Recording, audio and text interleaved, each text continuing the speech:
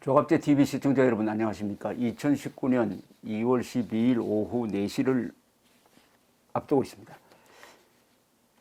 김대중 조선일보 전 주필, 지금은 고문인데 칼럼을 쓰고 있습니다. 오늘 칼럼은 나를 위해서 무엇을 했느냐고 라는 제목인데, 내용은 박근혜 전 대통령의 태도를 비판을 하고 있습니다. 박근혜 전 대통령이 유영하 변호사를 통해서 당대표 출마자들을 비판한 것을 다시 비판한 내용입니다. 여기서 유영하 변호사가 박근혜 전 대통령의 생각을 정확하게 전했는지의 여부는 사실 확인이 필요한 부분입니다. 그러나 본인이 박근혜 전 대통령의 허락을 받고 나왔다고 이야기를 한 걸로 봐서 좀 지침을 받지 않았을까 하는 의심을 하게 됩니다. 만약 아니라면 박근혜 전 대통령이 유영하 변호사 이야기는 내 뜻과 다르다는 이야기를 이미 표현했었어야 했습니다. 그게 없으니까 이게 박 대통령의 뜻이구나라고 점점 믿게 됩니다. 우리 김대중 고문도 그런 전제하에서 이렇게 자신의 칼럼을 전개를 하고 있습니다. 유 변호사가 전한 메시지에는 박근혜 개인만이 존재한다. 온통 당신들이 나를 위해 무엇을 했느냐 뿐이다. 국민에 대한 생각, 보수층에 대한 심려, 한국당의 진로에 대한 언급은 없다. 재직 시에도 청와대에서 독존하더니 옥중에서도 자기만을 생각하는 것 같다. 정확히 계산된 것인지 전달자의 개인적 감정이 섞여 있는지는 몰라도 박 전 대통령이 황교안, 홍준표, 오세훈 씨 등에 대해 쏟아낸 불만은 치졸하기까지 하다. 깜빵 내의 책상, 의자, 수인 번호 등을 둘러싼 힐란 등은 일국의 대통령까지 지낸 분 맞는가 싶기까지 하다. 수감된 지 671일 만에 최초로 한 발언이 한낱 불만과 불평에 그치고 있다. 그의 메시지에는 문재인 세상에 대한 걱정과 경고도 없다. 대리인을 통한 전원에 그런 문제를 담을 계제가 아니라면 차라리 그것을 하지 말았어야 했다. 여기까지가 다 박근혜 전 대통령에 대한 비판인데, 유영하 변호인의 말을 가지고 이제 비판을 하고 있습니다. 말이 박근혜 전 대통령의 뜻일 것이다 라고 전제하에서 이렇게 비판을 하고 있는데, 초대에 말씀드렸던 대로 박근혜 전 대통령이 해명을 하지 않으면 유영하 씨의 의견을 박근혜 전 대통령의 뜻이라고 볼 수밖에 없습니다. 정치판에서는 유명한 말이 있습니다. 반박되지 않는 거짓말은 진실로 통한다는 건데, 유영하 씨의 이야기가 박근혜 전 대통령에 의해서 반박되지 않으면 그건 사실이다라고 볼 수밖에 없고, 그런 전제하에서 우리 김대중 고문이 박근혜 전 대통령을 비판하고 있다, 이렇게 보여집니다. 그로서는 그럴 수밖에 없을 것이다. 그는 신문과 TV도 보지 않는다고 했다. 일주일에 수백에서 1,000통의 지지자 편지만 본다고 했다. 그러니 지금 문재인 치하에서 세상이 어떻게 돌아가는지, 국민이 어떤 고충을 견디고 있고 어떤 고민에 빠져 있는지 상세히 알 길이 없을 것이다. 대신 그의 처지를 위로하고 세상에 통분하는 친박 내용만 읽었을 것이다. 그에게 보이는 세상은 온통 배신 덩어리일 것이다.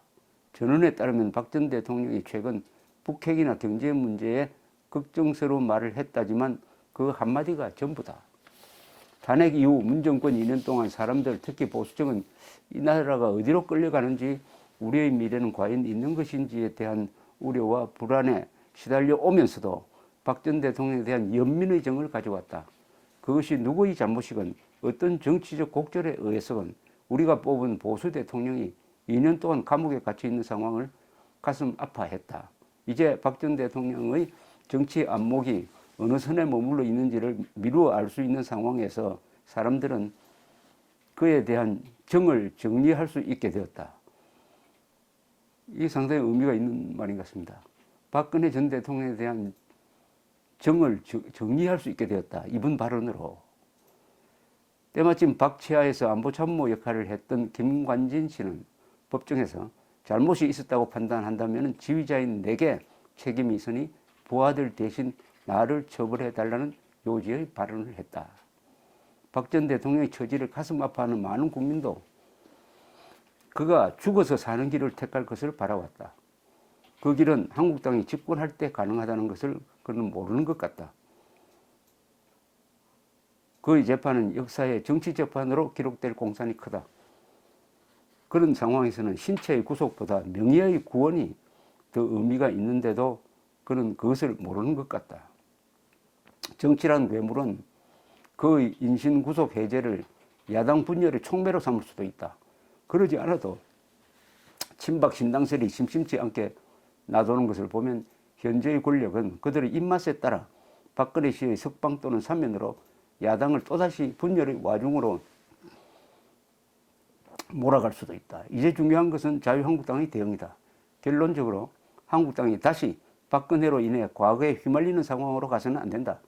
지금 문 정권이 끌고 가려는 세상이 어떤 세상인지를 실감하는 이상 박근혜와 탄핵에 머물러 있을 수만은 없다. 도리와 배신을 논하고 있을 만큼 우리는 한가하지 않다. 전당대회 연기 문제 하나 해결하지 못하는 불능 정당이어서는 곤란하다. 전당대회를 통해 지도부의 정통성과 정당성을 확보하고 새로운 체제로 문 정권과 맞서 나가는 것이 한국당의 지상과제다. 박근혜의 옥중 개입이 차라리 잘 됐는지도 모른다. 덮기보다 다 틀고 가는 계기로 삼자는 것이다. 여러 후보가 나오고 거기에 박근혜까지 가세해 한바탕 치고 받고 싸우되 이 전당대회로 모든 당내 파벌 싸움을 단락 짓고 2020년 총선 체제로 전환해야 한다. 또다시 친박 비박이 나오고 공천 싸움을 벌이면 한국당 그것으로 끝이고 자유민주주의 체제의 대한민국의 미래는 어둡다. 보수 세력의 자해 행위는 여기서 끝내야 한다. 대안까지 적절하게 지적을 했습니다. 박근혜 전 대통령에 대한